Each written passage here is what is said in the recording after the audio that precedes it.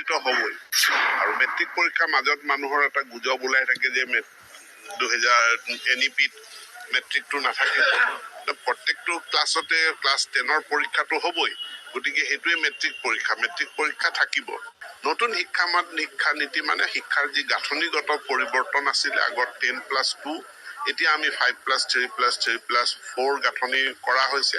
আৰু ইয়াৰ পাঠ্যসূচিত কিছুমান বিশেষ গুৰুত্ব অনা হৈছে আৰু সেইমতে বিদ্যালয় শিক্ষাত ইতিমধ্যে নতুন শিক্ষানীতিৰ প্ৰৱৰ্তন অনুষ্ঠিত হৈছে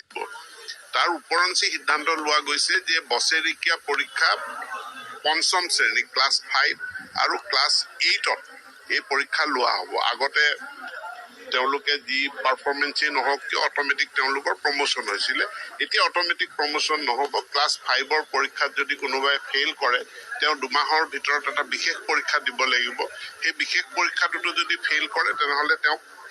ক্লাছ 5ত এবছৰৰ কাৰণে ফেইল কৰাই ৰাখি দিয়া হ'ব অনুৰূপভাৱে